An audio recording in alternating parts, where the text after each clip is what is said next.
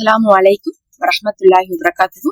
இப்போது பாத்தீங்கன்னா நம்ம சஃபருடைய ஒடுக்கத்து புதனை அடைந்திருக்கோம். இந்த ஒடுக்கத்து புதன் அப்படிங்கிறது பாத்தீங்கன்னா நம்ம பல்வேறு காலகட்டங்கள்ல நடந்த நிகழ்வுகளை குறித்து சில மோசமான நிகழ்வுகள், சில நோய் வந்த நிகழ்வுகள், சில நபிமார்கள் கஷ்டப்பட்ட நிகழ்வுகள், இன்னும் ஒவ்வொரு சமுதாயத்தினர் தண்டிக்கப்பட்ட நிகழ்வுகள்னு சொல்லிட்டு எல்லாம் இந்த ஒடுக்கத்த புதன்ல தான் நடந்திருக்கு அப்படின்னு சொல்லப்படுது.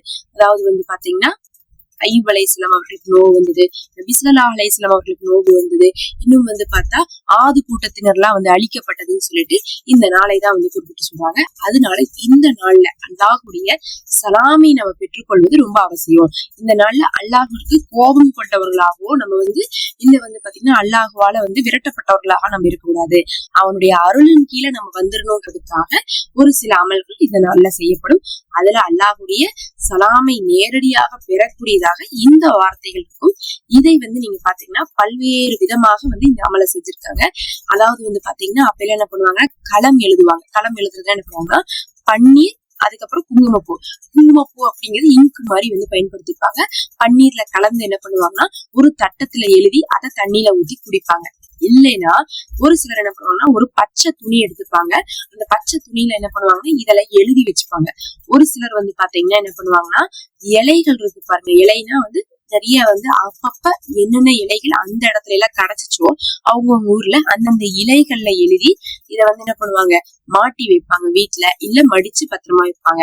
இது எதுவுமே இல்லைன்னா கூட என்ன பண்ணுவாங்கன்னா இப்ப எல்லாம் பாத்தீங்கன்னா யாருமே அதுக்கப்புறம் பேப்பரு பேனாலாம் வந்ததுக்கு அப்புறம் எல்லாரும் பேப்பர்ல நீங்க சும்மா எழுதி வீட்டுல மடிச்சு வச்சுட்டீங்கன்னா கூட உங்களுக்கு போதுமானது. இதை எழுதி குடிக்கலாம், இல்ல எழுதி மாட்டலாம், இல்ல எழுதிட்டு நீங்க மடிச்சு வச்சுட்டா கூட போதுமானதுதான்.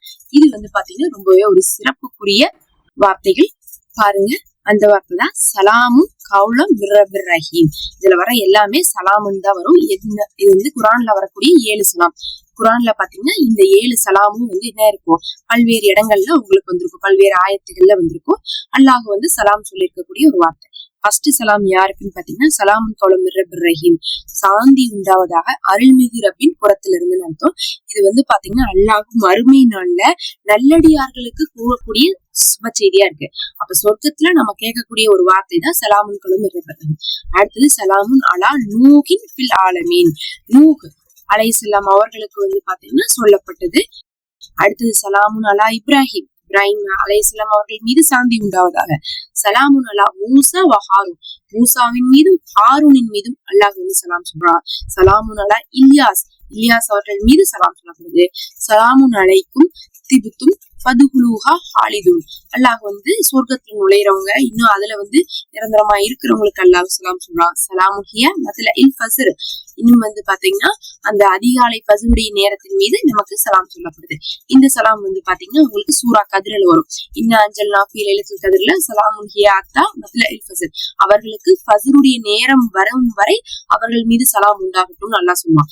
ஏன்னா லைலத்துல் கத்ர் இரவு முழுவதுமே அது சிறப்பானதா. இந்த இரவு எங்க முடியுதுன்னா ஃபஜ்ருடைய நேரம் வர வரையும், அதனால ஃபஜ்ர் வரையும் அவங்களுக்கு இரவு நேரத்துல அடியார்களுக்கு சலாமை அல்லாஹ் சொல்லியிருப்பான். இந்த மாதிரி பல்வேறு காலகட்டங்கள்ல பல்வேறு இடத்துல சொல்லப்பட்ட இந்த சலாம் அப்படிங்கிற வார்த்தை தான் நம்ம இன்னைக்கு எழுதணும். இதை நீங்க பாத்தீங்கன்னா நான் சொன்ன மாதிரி பச்சை துணியில எழுதி வைக்கலாம். அப்படி இல்லாட்டினா குங்குமப்பூ அந்த பன்னீர் தண்ணியில எழுதி வைக்கலாம். தட்டத்துல எழுதி வைப்பாங்க, எழுதி குடிப்பாங்க.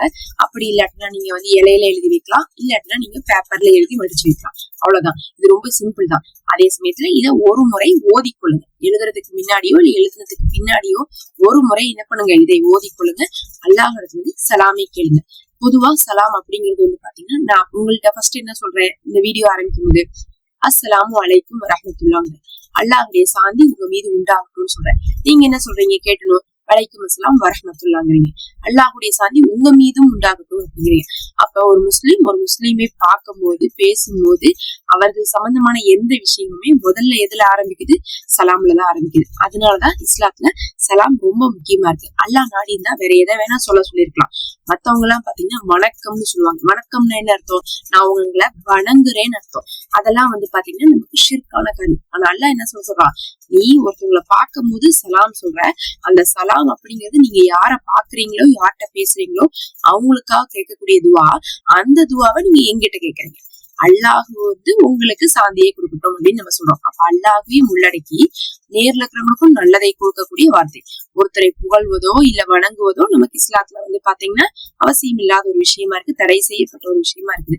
சும்மா வந்து பார்க்கும் போதெல்லாம் சிலர் சொல்லுவாங்க, மன்னர்களை பார்க்கும் போது அங்க இருக்கக்கூடிய புலவர்கள்லாம் அப்படியே பாராட்டுவாங்களாமா, பெருமையில உச்சத்துல கொண்டு போய் அவர்களை பாராட்டிதான் சந்திப்பாங்க. ஆனா இஸ்லாம் வந்து நபிமார்கள் முதல் கொண்டு எல்லாரும் என்ன பண்ணிருக்காங்க, யாரும் யாரையும் பாராட்டல, என்ன பாராட்டுங்கன்னு எந்த நபிமாரும் சொல்லல, வணங்குங்கன்னு சொல்லல, பாராட்டுங்கன்னு சொல்லல, சலாம் சொல்லுங்கன்னு தான் சொல்லியிருக்காங்க.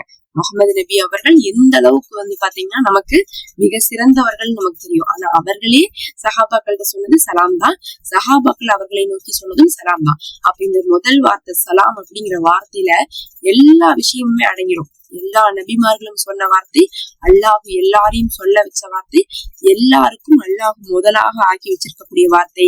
நம்ம தொழுகையை கூட நம்ம என்னன்னு சொல்லுவோம், சலாம்னு தான் சொல்லுவோம். அப்படி வந்து சலாமை கொண்டுதான் நமக்கு எல்லா வித நல்லதும் இறங்குதுங்க கூடிய வார்த்தை தான் நம்ம இந்த ஆயத்துகள்ல எழுதுறோம்.